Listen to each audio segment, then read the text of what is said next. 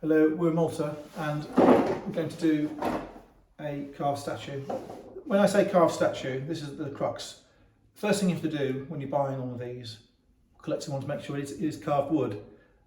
You can get plaster ones which look the same externally. You can get paper mache ones which look the same externally. You can get plastic resin ones which look the same externally. And you can even get terracotta ones or pottery ones which are painted over the top.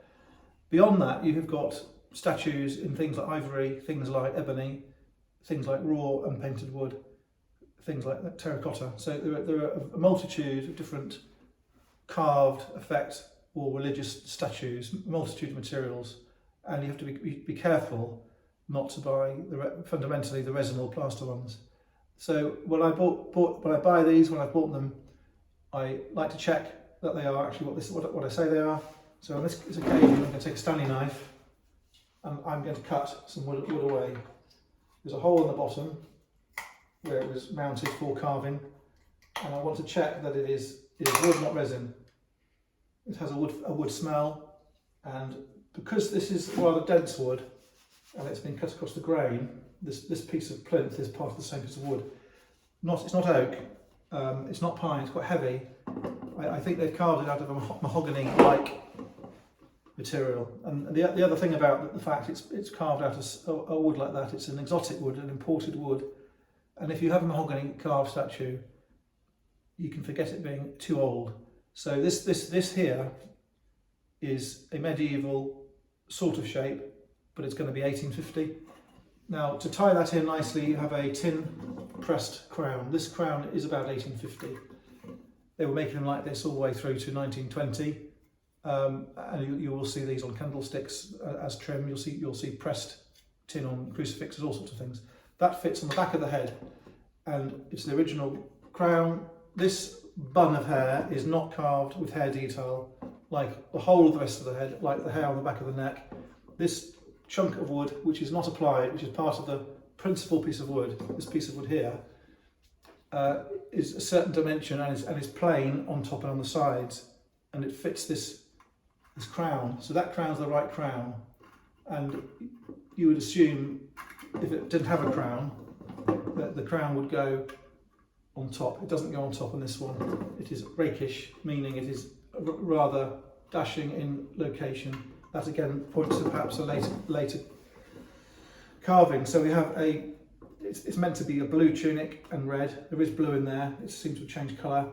You've got a celestial or terrestrial cloud, probably going to be celestial, orb, globe. You have a snake, a serpent, the crescent moon at the back as well. You'll see this Madonna with or without Jesus, orb, globe, serpent, snake, painted in Maltese paintings, Italian paintings, Catholic paintings, English paintings even, all the way up to the north of Europe. So this is not a new shape. This is in canvas. This is in carved 3D statuary. This is a known design. And as I say, sometimes Mary, the Madonna, the Virgin, doesn't have Jesus. This is a baby Jesus, not an infant Jesus. When you're looking, for example, at the flights to and from Egypt, she's taking into Egypt a baby, she's taking out of Egypt an infant. So look at the size of Jesus. A small cloth for modesty, a foot missing. I think it's likely this Jesus was perhaps not carved out of the same piece of wood, probably was carved separately and stuck on. So fundamentally, this is all wood. I know this is wood for Jesus because the foot's gone and you can see where it's broken off along the grain. The hand of the Jesus is there. This is clasped tight. There is a little peg hole on the top with nothing in it. That means he was holding something, grasping something, and he would probably be grasping a lily or something. I don't know what he was holding on to. She's got all her facial features there, reasonably good condition. The nose has been retouched where it's been knocked. The forehead has been retouched where it's been knocked with Jesus, and the broken foot area has been painted out so you don't see it. There is some damage on here. There's been a chunk of wood knocked off and put back on. So what you've got is quite a large statue. It is 52 centimetres including the crown, 49 without the crown. The base is 10 centimetres, roughly speaking, square. As I say, it's not plaster, it's not resin, it's wood. That's what you want. This will be €1,200 in the Malta. The problem is, to replace it will take some doing. There are not a lot of them around. There are a lot of horrible ones. There are a lot of damaged ones. There are a lot of resin ones, a lot of plaster ones, especially in France. There's plaster ones coming out of every orifice in France. You'll find a plaster virgin. So the right ones are hard to get, and the right ones are seriously outnumbered. Decoratively, it's colourful.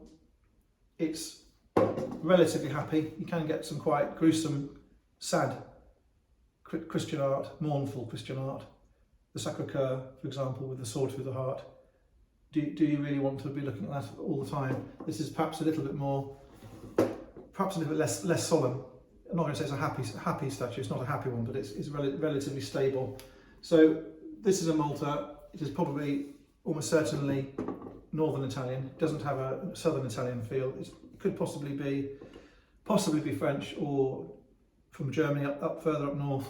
I think no, it's going to probably be Northern Italian. That would be my best guess. Hopefully I've given you some interesting tips. Thank you.